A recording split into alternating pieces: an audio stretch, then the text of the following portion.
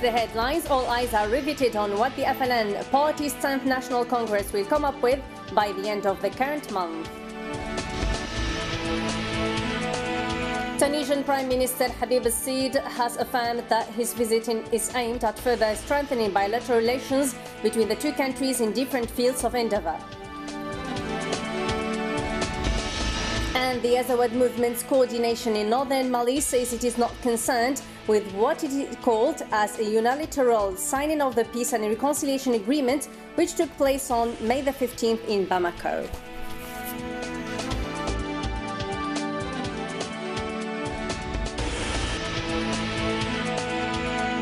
Hello ladies and gentlemen, you're watching Dzair News and welcome to this English News edition. First in our top stories, for the 11th consecutive day, the hearing trial of the accused in the Khalifa case have continued at the Blida Criminal Court, where the investigating judge began sending summons to about 300 witnesses in a bid to listen to their testimonies by next Friday. And for further details, we get in touch with our special envoy Siham Sadou, who is present at the premises of the Blida Criminal Court. Siham, could you update us about the latest developments in the ongoing Khalifa trial? Hello Nadia. So today the judge of Blida, of the Criminal Court of Blida, Antal Mnowar, has listened to mostly 8 accused people who pledged in front of him. So they are all charged of what we call in judicial terminology an offense, right? Mainly corruption and conspiracy. The first accused name is Smati Bahiji. So he was in Khalifa period, he was a supply gear national company chairman. He poured into his account, in the account of Khalifa Bank, an amount of 100 million dinars in Khalifa. So they all the accused who pledged in front of the judge, the criminal court judge, have benefited from a free ticket from Khalifa free ticket travel. Yes. And they said that it was like their right, that it was a right for them. The next accused name is Burhla Hamid. He was an alcoholic drinks unity director. He has made a deposit of 220 million dinars and benefited from 35 million dinars. The judge interrogated him about the amount and he declared that it was for charity. Also, Si Ammur Saeed, he was a pharmaceutical product director in 2002. He benefited also from a free airways flight tickets and made a deposit of 1.8 billion dinars in Khalifa Bank. Yes. Also, I give you other names. Okay. Mohammed Amzian, Aisha Rashid, Ujili Mohammed have all pledged today, waiting for the final judgment.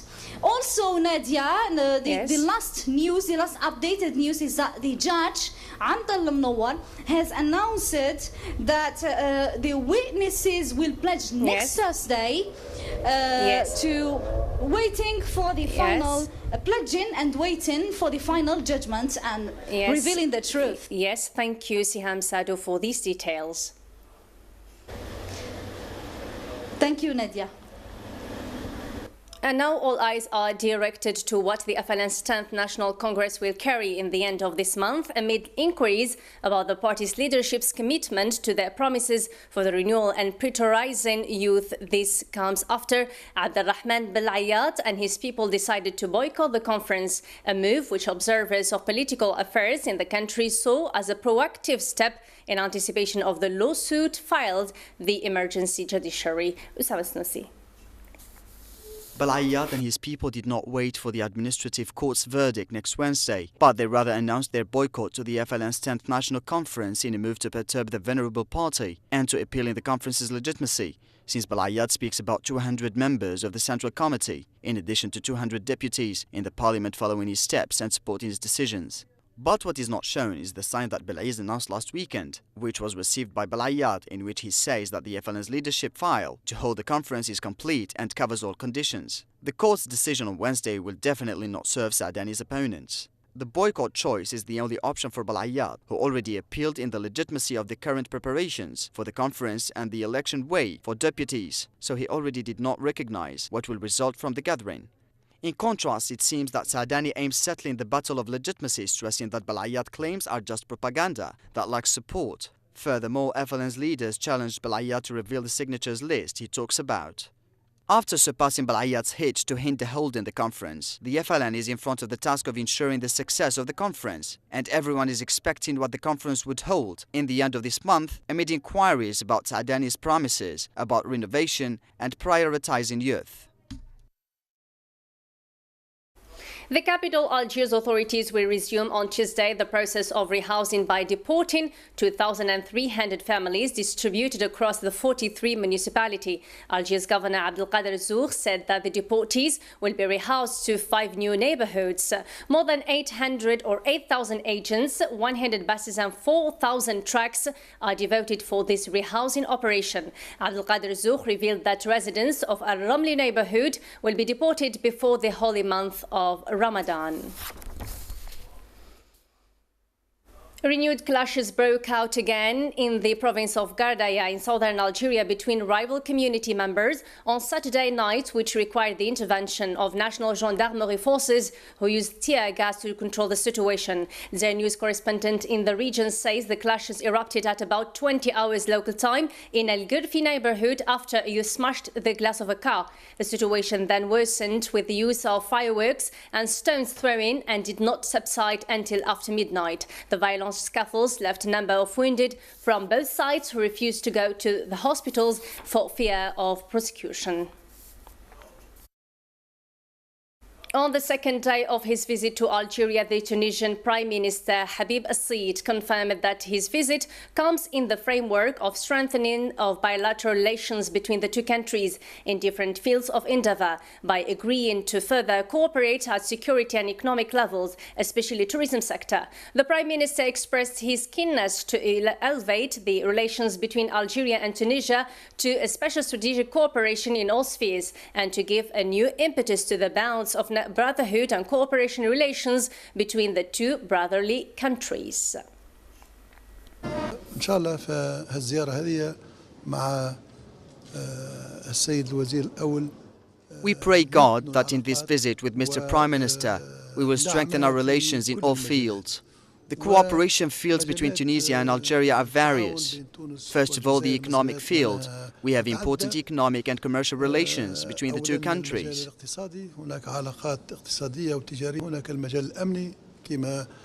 In the security sector, we all know that Tunisia is facing security issues.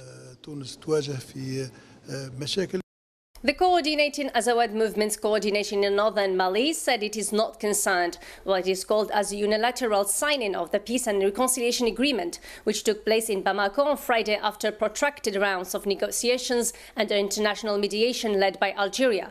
The coordination denied in a statement issued on Saturday that the initial document entitled Peace and Reconciliation Agreement in Mali of May for the 14th in Algiers is just a gesture of goodwill and legally different from the final inking of the document. The Azawad movement's coordination denied the presence of any of its members in the signing ceremony in Bamako while requesting from the international mediators to show caution to avoid any confusion or misunderstanding about this document signing, as he put it.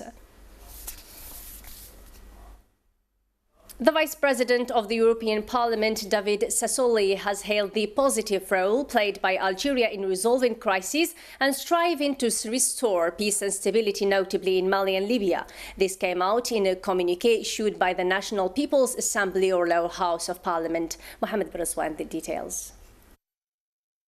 Speaking at a recent meeting with the Speaker of the Lower House of Parliament, Mohamed El Arabi Ul Khalifa, on the sidelines of the second summit of Speakers of Parliaments of the member countries of the Parliamentary Assembly of the Union for the Mediterranean in Lisbon, Portugal, Mr. Sassoli particularly hailed the positive role played by Algeria in crisis settlement and restoration of peace and stability in Libya, Mali and the Sahel region. The two officials also reviewed the state of bilateral relations between Algeria and the European Parliament, as well as the situation prevailing in the Euro-Mediterranean region. On this occasion, Mr. Sassoli emphasized the importance of strategic relations between the two sides. Furthermore, the Assembly's chairman stressed the need to promote consultation and cooperation between Algeria and the European Parliament to ensure the protection of interests of the peoples and stability of the country.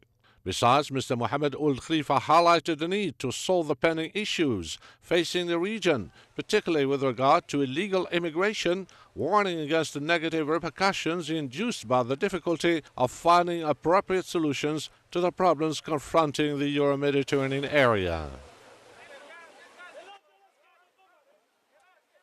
The 7th edition of the Algerian-Saudi Arabian Business Council kicked off today in Riyadh, capital of Saudi Arabia. The Algerian delegation is led by the head of the Algerian Chamber of Trade and Industry, Mohammed Al Ben Amr, who chaired the meeting with his Saudi Arabian counterpart. The encounter was devoted to finding ways of maximizing business flows after a sharp drop in recent years. Mustafa Azzouk.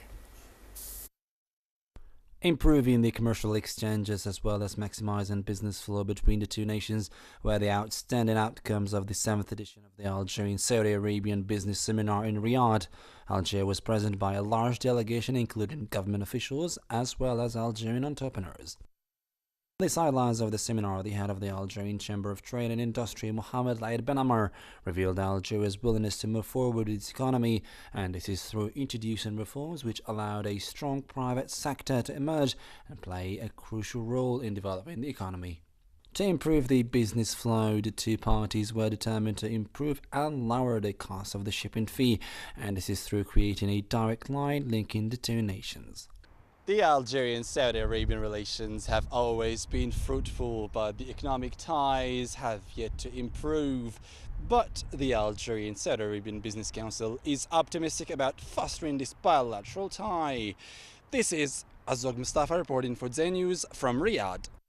Moving on to world news, in the Yemeni file, a 5-day ceasefire came to a close on Sunday, though major fighting has yet to resume. Arab leaders and Yemeni politicians from various political parties have congregated in Saudi Arabia to discuss the immediate future of Yemeni conflict. Houthi rebels, however, refused to attend, claiming the meeting should have taken place in the country. Maher Mizahi. A partially observed truce in Yemen has come to an end on Sunday, with little hope in sight of a resolution to the bloody conflict. The warring sides had agreed to a 5-day pause to allow humanitarian organizations to get supplies to civilians caught in violence. The pause in recent days has enabled aid groups to address some of the most critical problems facing residents, but does little to solve the broader crisis. Yemen has been suffering from severe fuel shortages, grinding aid operations to a halt. But news of the deliveries prompted long queues at petrol stations across the country. The United Nations said last week that it had verified 828 civilian deaths since the airstrikes began in late March. It also estimated that 450,000 Yemenis have been driven from their homes by the recent fighting. The 5-day ceasefire has been followed by a dialogue conference in Saudi Arabia as Yemen's exiled president opened a 3-day event aimed at tackling the lingering conflict. The conference brought together Yemen's de jure president Abdelrabu Mansour Hadi, Prime Minister Khalid Bahah, and around 400 delegates with leading factions from various political parties. Houthi rebels, however, have boycotted the conference, insisting that it should have been held in Yemen. The world will track the results of the conference in Riyadh with bated breath, hoping the war, which began in late March, will finally come to an end. As the European Union debates the contentious issue of immigration, the boats keep on coming, and Italy accepts daily waves of people from North Africa. Italian media reports a privately funded search and rescue vessel has intercepted boats containing hundreds of people and carried them to safety in Sicily. Karim Fazakri. As the European Union debates the contentious issue of immigration, Italy continues to accept daily waves of people from North Africa. Italian media reports a privately funded search and rescue vessel has intercepted boats containing hundreds of people and carried them to safety in Sicily. The MY Phoenix belongs to a couple from Malta who work with aid group Migrant Offshore Aid Station, MOAS, and Doctors Without Borders. Dr. Simon Bryant is working on behalf of Doctors Without Borders in Messini, Sicily. So we ended up with 407 people on this boat, and one young man had a surgical problem. We had to transfer him at Lampedusa to the Coast Guard vessel. Also, we see lots of skin conditions, like scabies in this group, maybe 80 people, about. We screen everybody when they come on board for fever. In fact, in this group, we did not find anybody with a fever we have in other boats. Most of those on board the latest boat hail from Eritrea, Somalia, Gambia, and Syria. Officials counted 20 children among those risking their lives in the perilous trip across the Mediterranean. They often set off from Libya, leading to a ban on Bangladeshi workers entering the country. The official government in Benghazi says many cross into Libya in order to travel illegally to Europe. Back to national news. Situated about 100 kilometers west of Algiers, the capital city of Algeria, the charming seaport town of Shershel, has a history dating back to 1500 BC. It is believed that many ruins and archaeological treasures may be hidden beneath the town, making them inaccessible. Nevertheless, there are plenty of monuments and archaeological ruins scattered throughout the town and its surroundings that bear testimony to Shershel's long and fascinating history. Unfortunately, like many other archaeological treasures in Algeria, the town suffers from neglect. Karim Fazakri. Shershel is a charming seaport town in the province of Tipaza, about 100 kilometers west of Algiers.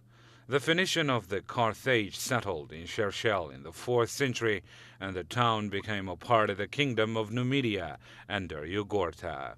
In addition to the many historical aspects of the town, Shershel offers visitors beautiful mountainous landscapes, lovely beaches, and tree-lined avenues.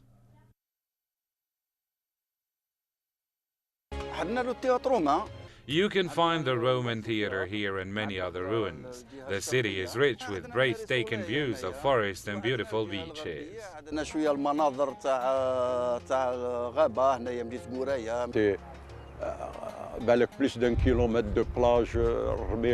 Are you kidding? This place is amazing. A long coast of beautiful beaches, a fishing port. This place is a paradise like for vacation seekers. The plaza here should have been made an open museum. This boulevard is a gem. Before, this place used to be bustling with tourists. Now everything has changed. The place is witnessing neglect. What kinds of tourists would come to a place where one can't even find a public water closet, welcoming infrastructure people to guide them? The open-air museum city, as it is called, suffers from great neglect, a dire lack of amenities, and a complete shortage of comfort infrastructure, as well as utter absence of hotel with international standards. Thus, the city is not visited by foreign tourists. There are countless reasons why this beauty spot is not frequented by foreign tourists. First, cleanliness. There's garbage everywhere, no infrastructure. The city has been without a hotel for over 20 years. There are no hotels. Only one which we saved is Cesar Hotel. There is no longer a tourist complex. Before we used to have one at the area of Mer et Soleil. You should go now and take a look for yourselves. They have even stolen the sand from the beach. We only have this plaza, but look at the fountain. They have unfortunately wrecked it. They destroyed the city. Just recently at night, some people were wrecking the statues using hammers. The city is collapsing. In the middle of the 1st century of our Common Era, Shershel was ruined by the Vandals, an East Germanic tribe known for their destructive invading behavior. Interestingly, the terms vandal and vandalism are derived from this tribe and used to describe a person who causes senseless destruction, particularly relating to destruction of aesthetically appealing and/or valuable items. Now you should ask yourselves, are we any better than those vandals? And finally, to wrap it up, a word about national sport. Steve maintained their 4-point lead at the top of the Mobilis League One Championship after drawing with CR Belouizdad on Saturday afternoon. With a win next weekend, Steve will clinch their 7th championship and 3rd of the last 5 years. Maher Masahi. The 28th match day of the Algerian Mobilis Ligue 1 was played on Saturday, and ESATIF were by far the biggest winners, maintaining their 4-point lead atop the table. The African Champions League holders drew with CR Belouizdad in Algiers, playing out a 0-0 stalemate. Second-placed MO Bijaya also played against USM of Algiers and could not close the gap, drawing 1-1. Qadour Beljilali put the former champions ahead with a sublime free kick, beating Bijaya keeper Ismail Mansouri from 30 yards out. But Dzair Zardab equalized in the second half, poking the ball past Mohamed Lamine Zamamouche in USMA's goal. NA Hussein Dey were Saturday's other big winners. The historic club from the capital have now picked up 9 points. Soufiane Ben Dibka and Oussama Khallaf scored for Milaha in a 2-1 win. Other important matches were played on the weekend. MC of Algiers held CS Constantine to a 1-1 draw, and the Oran Derby finished scoreless. With only 2 rounds of matches left to play, Sétif are massive favourites to win their 7th league title and their 3rd in the last 5 years. A win next weekend would win the title for Khairuddin Medwi's men. The end of our English news edition. Thanks for watching. Bye-bye.